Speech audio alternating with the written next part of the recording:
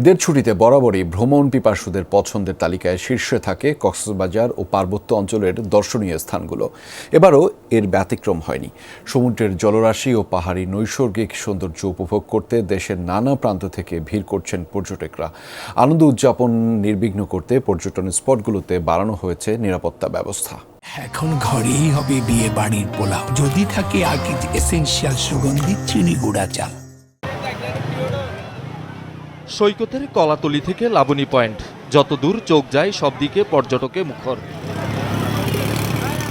ঈদের ছুটিকে উপভোগ্য করে তুলতে দেশের বিভিন্ন স্থান থেকে পর্যটন নগরী কক্সবাজারে এসেছেন পর্যটকরা। সমুদ্র সৈকতের পাশাপাশি যাচ্ছেন হিমছড়ি, মেরিন ড্রাইভ সড়ক সহ অন্যান্য দর্শনীয় স্থানগুলোতেও। আগেও অনেকবার এসেছি, ঠিক আছে, বিশেষ করে মেরিন ড্রাইভ, ইনানি বিচ, পাটুয়া টেক, এই জায়গাগুলো খুব ভালো লাগে। প্যারাসেলিংয়ে যাওয়া হয়েছে, তারপর ঘোড়া রাইড, বিভিন্ন জায়গায় বিভিন্ন স্পটে যেগুলো আছে সেগুলো আনন্দ উপভোগ করতেছি। এতদিন আমরা আসতে পারি না, আমার পড়াশোনার অনেক সমস্যা ছিল, এবং তারপরে একদম ফ্রিলি আজকে আমরা ঘুরছি, এত লোক দেখে অনেক ভালো লাগছে, স্রোত নদী সব অনেক ভালো লাগছে। আজকে পর্যন্ত আমাদের কাছে 60% পর্যন্ত রুম বুকিং কনফার্ম হয়েছে, তবে আশা করছি আগামী দুদিন আমরা মোটামুটি 90%-এর কাছাকাছি যেতে পারবো। পাহাড়, হ্রদ আর সবুজ প্রকৃতির কারণে ভ্রমণ পিপাসুদের পছন্দের শীর্ষে থাকে রাঙামাটি। ঈদুল আজহা ও সাপ্তাহিক ছুটির দিনে নেমেছে পর্যটকদের ঢল। ঝুলন্ত সেতু, কাপ্তাই লেক, পলওয়েল পার্ক সহ বিভিন্ন দর্শনীয় স্থানে উপচে পড়া ভিড়। মোটামুটি টুরিস্ট আসা শুরু করছে, তো আমরা যেটা আশা করছিলাম আশা অনুযায়ী পাবো না, বোট ভাড়া পাচ্ছে, এতে করে আরো বোট ভালো হবে।